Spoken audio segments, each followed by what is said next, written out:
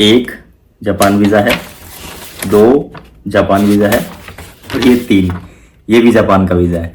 तो भाई आज की बात कर रहा हूँ, 4 जापान के जो वीज़ा है, स्टिकर वीज़ा, टूरिस्ट वीज़ा, वो अप्रूव हुए हैं। इनके बारे में बात करेंगे, ठीक है।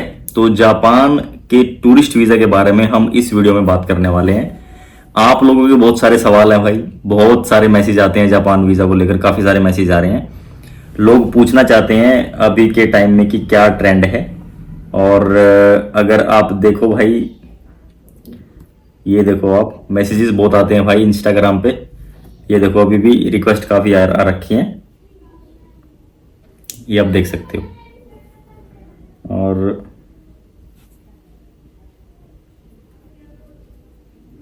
ये इंस्टाग्राम पे भाई मोस्टली अभी जो क्वेरी आ रही है जापान की आ रही है। तो जापान की टूरिस्ट वीज़ा के बारे में बात करेंगे, अभी के टाइम में कैसा ट्रेंड है। अभी देखो वीज़ा तो भाई आ ही रहे हैं आपके सामने, ये देखो वीज़ा आ रहे हैं, लेकिन कुछ वीज़ा रिफ्यूज़ भी हो जाते हैं। अपना भी रद्द वीज़ा रिफ्यूज़ हुआ है, तो उसके बारे में भी आपको बताऊंगा इसी वीडियो में। और अप्रूवल का रेशो कैसा है, क्या आप लोगों को अप्लाई करना चाहिए, और जापान के वीज़ा के लिए डॉक्यूमेंट्स कौन कौन से चाहिए।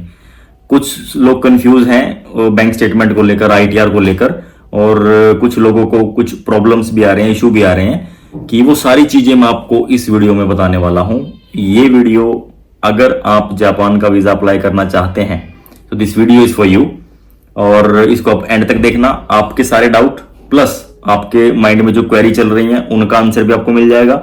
और ये वीज़ा आपको अप्लाई करना चाहिए कि नहीं करना चाहिए अभी के टाइम में, लेटेस्ट भाई मैं इसलिए बोल रहा हूँ क्योंकि देखो हमारा तो प्रोसेस चलता रहता है, आते रहते हैं वीज़ा, तो उसमें आप लोगों को ये आइडिया हो जाता है कि यार कौन सी कंट्री का रेशो जो है वो ठीक आ रहा है देन अदर कंट्रीज।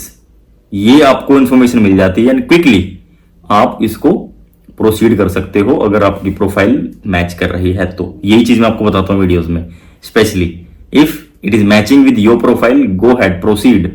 हमारे से करो, खुद से करो, किसी और से करो, कहीं से भी करो, बट जो चांसेस है are good and you can proceed and you can get the visa.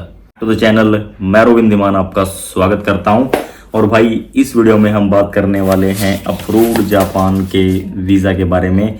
ये जो इन्होंने हाइड करके भेज रखा है सर ने, एक्चुअली इन्होंने हाइड कर दिया। और मैं बोला था कि भाई हम खुद ही हाइड कर देते हैं यार, हम किसी का आइडेंटिटी ऐसे शो नहीं करते हैं, बट इन्होंने एक गलती करी, जो कुछ हाइड करने का था वो तो हाइड करा नहीं, दूसरी चीज़ें हाइड कर दी जो नहीं करनी चाहिए थी। चलो कोई नहीं। और ये चीज़ मैं आपको लोगों को दिखाना चाहता हूँ भाई थोड़ा सा। देखो इससे क्या होता है ना कि ये देखो ये स्क्रीनशॉट है, ये झूठा नहीं हो सकता। बहुत सारी चीज़ें आप लोग वीडियोस वगैरह देखते हैं कि हमने इतने वीज़े लगवा दिए, ये लगवा दिया, वो लगवा दिया। लोग जो मोस्टली वीडियोस आप देखते हो, देखो उनमें रियलिटी कितनी है आप खुद एक बार सोचो, ठीक है। आप यूट्यूब पे वीडियो देख रहे हो, उस साइड आप बैठे हो, आपके सामने कोई वीडियो है, अपनी वीडियो स्क्रॉल करी, उसमें लगेंगी 15 वीज़ा 50 वीज़ा रखे हुए हैं लोगों ने। भाई वो लेटेस्ट भी नहीं होते, पुराने होते हैं। लोग प्रमोशन ऐसे करते हैं कि जैसे अभी आज ही वीज़ा आए। थोड़ा सा चीज़ को समझो आप, प्रमोशन होता है, वीडियोस में प्रमोशन हो रहा है। आपको हर जगह वीडियो, यूट्यूब पे, फेसबुक पे, इंस्टाग्राम पे, ट्विटर पे, हर जगह आपको वीडियो दिखती हैं, इतने वीज़ा उतने वीज़ा। एक्चुअल रियलिटी क्या है भाई, थोड़ा सा इस पे भी आप फोकस किया करो, चीज़ों को समझा करो कि एक्चुअल में ये असली भी है कि नहीं है, ये लेटेस्ट है कि नहीं है, पुराने हैं, पुराने तो नहीं दिखा रहा कोई। बहुत सारी चीज़ें होती हैं भाई वीडियोज़ में, जो होता है वो आप लोगों को समझ में आना चाहिए, खुद समझना पड़ेगा आपको कि क्या एक्चुअल में रियलिटी है। तो भाई अभी के टाइम में सबसे पहले बात करते हैं कि जापान का सक्सेस रेशो कैसा चल रहा है। भाई जापान का सक्सेस रेशो जो अभी है वो ठीक है, ठीक इन द सेंस, मान लो कि 100 एप्लीकेशन अगर डल रही हैं, ठीक है, 100 एप्लीकेशन डल रही हैं, 100 में से भाई 80 या फिर 70% का रेशो अभी के टाइम में है। यानी कि 100 में से अगर हम बात करें तो 75% आप मान के चलो कि रेशो भी सक्सेस रेशो है। चांसेस हैं, जापान ने वीज़ा भाई खोल रखे हैं, ये तो कंफर्म है, जापान ने वीज़ा खोल रखे हैं, वीज़ा भी इसीलिए आ रहे हैं। तो अभी के टाइम में अप्लाई करने का फायदा इसीलिए है क्योंकि जब इनका रेशो खुला रहता है तो उसमें चांसेस बहुत अच्छे होते हैं आपके वीज़ा मिलने के। अभी आप अगर आपकी प्रोफाइल जो आपको बताऊंगा, इनकी भी बताऊंगा आपको, अगर आपकी प्रोफाइल उस चीज से मैच करेगी तो आप खुद भी डिसाइड कर सकते हो, डिसीजन ले सकते हो कि भाई क्या आपको ये करना चाहिए या नहीं करना चाहिए। अगर आप कॉन्फिडेंट हैं, कॉन्फिडेंट इन द सेंस कि आपकी 2 से 3 कंट्री की ट्रैवल हिस्ट्री है, बैंक बैलेंस आपका ठीक ठाक है और आपकी ITR आपने डाल रखी है, तो डेफिनेटली आप प्रोसीड कर सकते हो, कोई प्रॉब्लम नहीं है। आप बड़े ही आराम से वीज़ा अप्लाई कर सकते हो और आपका वीज़ा मिल भी जाएगा। लेकिन भाई स्टिल मैं बोलूँगा कि एक्सपर्ट की एडवाइस होती है हमेशा। अगर आपको कहीं पर डाउट लगता है तो डेफिनेटली आपको एडवाइस के साथ जाना चाहिए। अगर आप कैपेबल हैं, खुद कर सकते हैं, तो डेफिनेटली आप खुद करो, कोई प्रॉब्लम नहीं है। वीज़ा मिलने के कई सारे फैक्टर होते हैं भाई, सिर्फ एक चीज़ के बेस पे, यानी कि सिर्फ और सिर्फ जैसे आप बोलो कि भाई मेरे पास तो लाखों रुपए पड़े हुए हैं अकाउंट में, 20 लाख पड़े हैं, 25 लाख पड़े हैं, 30 लाख रुपए पड़े हैं, ऐसे वीज़ा नहीं मिलता भाई। सिर्फ और सिर्फ अकाउंट पे, बैलेंस पे वीज़ा नहीं मिलता, और भी कई सारे फैक्टर होते हैं, उन पे वीज़ा मिलता है। देखो मैंने क्या बताया पिछली वीडियोज़ में आपको कि आपकी जो बैंक स्टेटमेंट है वो आपके बिजनेस से प्लस आपके ITR जो है, ये तीनों के साथ मर्ज होनी चाहिए। ऐसा नहीं है कि आपने ITR में खाली करवा दी, बिजनेस में कुछ और ही चल रहा है, वहाँ पे कुछ और हिसाब किताब चल रहा है, ऐसा नहीं होना चाहिए। वो भी मर्ज होनी चाहिए। उसमें अगर आपके सारे डॉक्यूमेंट जो फाइनेंशियली मर्ज होंगे ना, अगर आपका फ्रेश पासपोर्ट भी है तो भी आपका वीज़ा निकल जाएगा। ये बहुत इंपॉर्टेंट चीज़ है, इस चीज़ को किसी को इतना पता नहीं है ना, लोग डिस्कस करते। ये चीज़ सबसे बेस्ट है। अगर आपका फ्रेश पासपोर्ट भी है बट आपके फाइनेंशियल्स, आपका बिजनेस और आपके ITR मर्ज हैं, टैक्सेबल इनका ITR है आपकी, मैं कहता हूं कि 99% आपका वीज़ा निकल जाएगा। फ्रेश पासपोर्ट पे भी आपका वीज़ा निकल जाएगा। कैसे? इस कंडीशन पे। ऐसा नहीं कि भाई कई बार सोचते हैं कि सिर्फ इसी छोटा सा पॉइंट देगा, फ्रेश पासपोर्ट पे वीज़ा निकल जाएगा और इससे लोगों ने उठाया और डाल दिया। अब समझो चीज़ को, मैं क्या बोल क्या रहा हूँ, किस बेस पे निकलेगा, इस बेस पे निकलेगा भाई। बहुत सारी चीज़ें होती हैं जिसमें कि डिस्कस करने के लिए कि आप लोगों को कैसे वीज़ा प्रोसीड करना चाहिए, फिर डॉक्यूमेंटेशन क्या होनी चाहिए, वो सारी चीज़ें तो इन वीडियोस के थ्रू आपको पता चल रही है।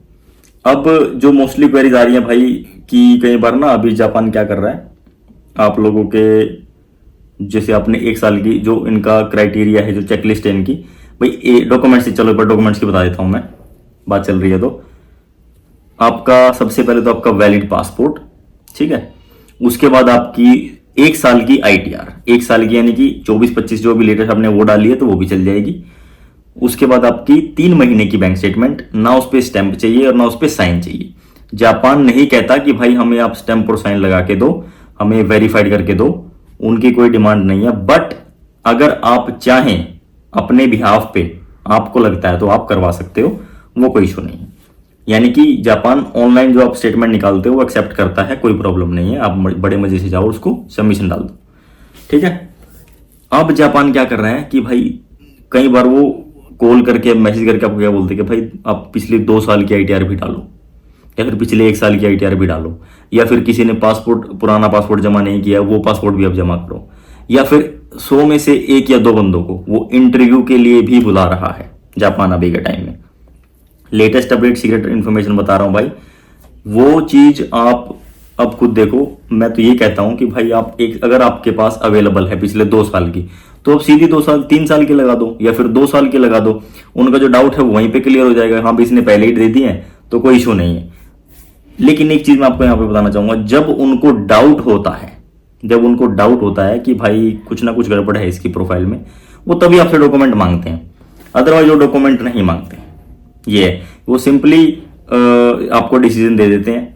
बहुत सारे लोग ये भी पूछ रहे हैं कि भाई अभी के टाइम में कितना टाइम लग रहा है। भाई अभी के टाइम में कम से कम आप मान के चलो 18 से 20 दिन का टाइम लग रहा है वीजा मिलने में, जापान का वीजा मिलने में 18 से 20 दिन का टाइम लग रहा है भाई। अगर आपके पास इतना टाइम है तो ही आप अप्लाई करना, 5-10 दिन का खेल ये नहीं है, ठीक है।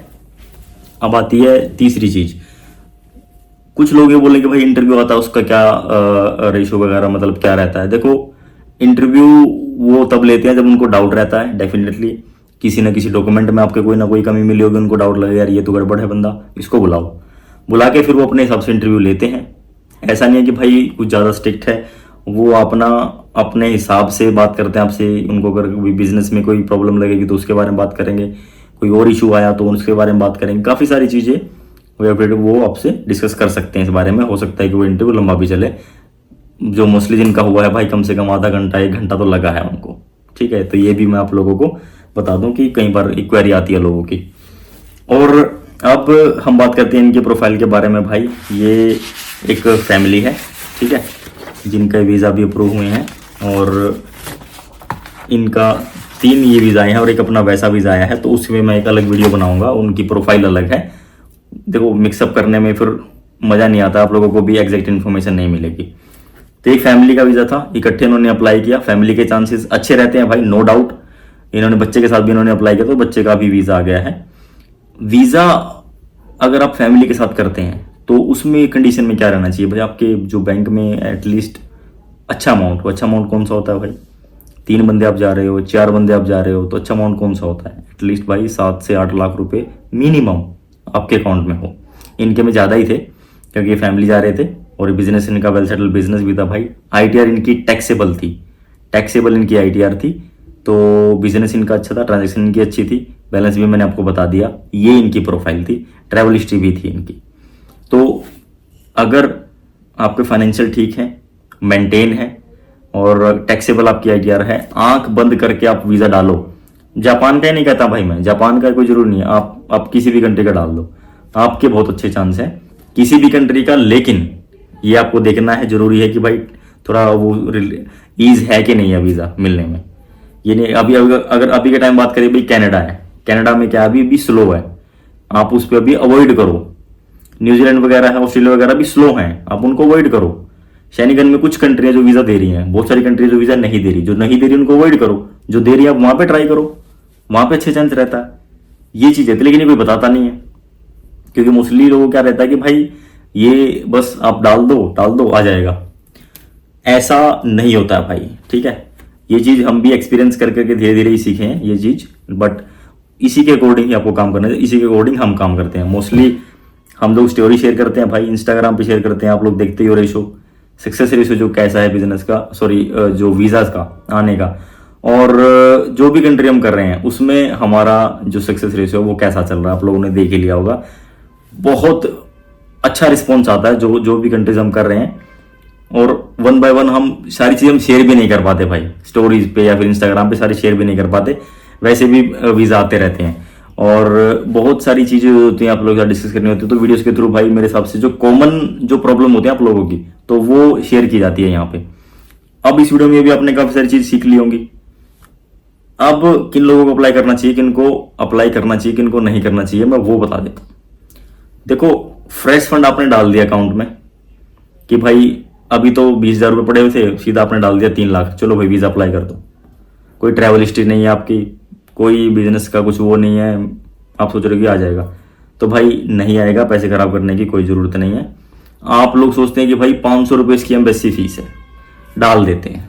सबसे पहले तो मैं ये बता दूं भाई, 500 रुपये फीस, इसकी एम्बेसी फीस सिर्फ 500 रुपये उन्होंने लिखा हुआ है, बट एक्चुअल में लिखते कितने आपके 1800 या फिर 2000 रुपये, तो वही आपकी फीस हो गई भाई।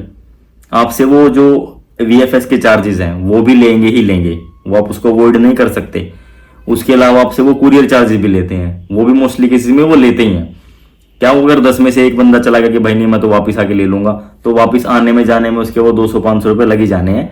कोई ज़्यादा वो करता है एक अलग बात है, तो 2000 रुपये तो आपके लगने ही लगने हैं ऑलमोस्ट, ठीक है। तो 500 इसको मत कंसीडर करो आप इनको 2000-1800 कंसीडर करो, क्योंकि इतने तो आपके लग ही जाने हैं। उसके अलावा कवर लेटर सबसे इंपॉर्टेंट रोल प्ले करता है, आइटनरी उससे भी ज़्यादा इंपॉर्टेंट रोल प्ले करती है आपका वीज़ा मिलने में, ये दोनों चीज़ें जो हैं, ठीक है। लेकिन सिर्फ ये भी मत आप समझो कि इन दोनों के बेस पे ही वीज़ा जाते हैं, प्रोफाइल भले ही आपको 0 हो, ऐसा नहीं होता, ठीक है। प्रोफाइल आपकी ठीक है, ठीक प्रोफाइल को अच्छे से डिस्क्राइब करना, ये कवर लेटर में उसमें होता है, आइटनरी में होता है, तब जाके वीज़ा निकलता है। ये चीज़ है भाई जो बिल्कुल भरी की चीज़ें मैं आप लोगों को बता रहा हूँ अभी इस वीडियो में। तो कवर लेटर, आइटनरी, आपकी होटल बुकिंग, आपकी फ्लाइट्स, वीज़ा एप्लीकेशन फॉर्म और चेकलिस्ट के हिसाब से आप डॉक्यूमेंट्स रेडी करो, देन आप जाके सबमिशन करो। अभी मोस्टली जैसे चंडीगढ़ में, जलंधर में अभी नहीं है, चंडीगढ़ में, दिल्ली में आप क्या कर रहे हो, आप वॉक इन जाके सिर्फ जाओ, ऑन द स्पॉट आपकी अपॉइंटमेंट बुक हो जाती है और वहीं पे जाके आपको टोकन मिल जाता है, बड़े आराम से आप जाके फाइल सबमिट कर सकते हो। तो अपॉइंटमेंट का कोई लफड़ा नहीं है, सारी की सारी लेटेस्ट अपडेट मैंने आपको दे दी है भाई। आप पंजाब से हैं, दिल्ली में सबमिशन कर सकते हैं, चंडीगढ़ में भी कर सकते हैं, हरियाणा से हैं वहाँ पे भी कर सकते हो, जम्मू कश्मीर हिमाचल कहीं से भी हैं आप, दिल्ली में सबमिशन कर दो। दिल्ली में जो है थोड़ा सा जल्दी रिस्पॉन्स आ रहा है भाई, और as compare to other destination, Delhi में आप सबमिशन करो, वहाँ पे अच्छा रिस्पॉन्स भी ठीक आ रहा है और रेशो भी जो है जल्दी आ रहा है। तो होपफुली भाई मेरी सबसे सारी चीज़ें आपको पता चल गई। ये जो वीज़ा हैं आगे जापान के, ये भी आपको पता चल गई। आपका भी आ जाएगा भाई, अगर जो प्रोफाइल जिस हिसाब से मैंने ये वीडियो बनाई है, अगर आपको लगता है कि भाई मैचिंग है तो आप आंख बंद करके डाल सकते हो भाई, नहीं है तो फिर आप वेट करो, कोई और कंट्री ट्रैवल करो। जरूरी थोड़ा यार जापान में घुस जाना है, और भी बहुत सारे ऑप्शन आपके पास। प्रोफाइल अच्छी नहीं होती है लेकिन अच्छी बनाए तो जा सकती है भाई, है ना। इंप्रूव तो किया जा सकता है ना यार, अच्छी खराब है तो उसके मतलब खराब ही रहेगी वो। कहीं और ट्रैवल कर लो, ट्रैवल ही तो करना आपको, कहीं और चले जाओ, वहां पे ट्रैवल करके आ जाओ, फिर कभी डाल लेना जापान, क्या हो गया, चलता रहता है ये तो भाई ये थी मेरे हिसाब से एकदम रियल इन्फॉर्मेशन। बाकी मिलेंगे आपसे नेक्स्ट वीडियो में, till then take care, bye bye. वैसे तो मजा आ रहा था भाई आप लोगों से बात करते हुए, और भी सारी बहुत सारी चीजें जो आपको लोगों को बता सकते हैं वीडियो में, बट लंबा हिसाब किताब हो जाता है, फिर कभी बात करेंगे। नेक्स्ट वीडियो जो अगला वीजा है उस पर बनाऊंगा भाई, उसका भी जो उनकी प्रोफाइल है वो भी अच्छी है, आप लोगों के लिए नॉलेजेबल होगी, तो उसको भी फिर हम शेयर करेंगे hopefully. Take care, bye bye, thank you so much.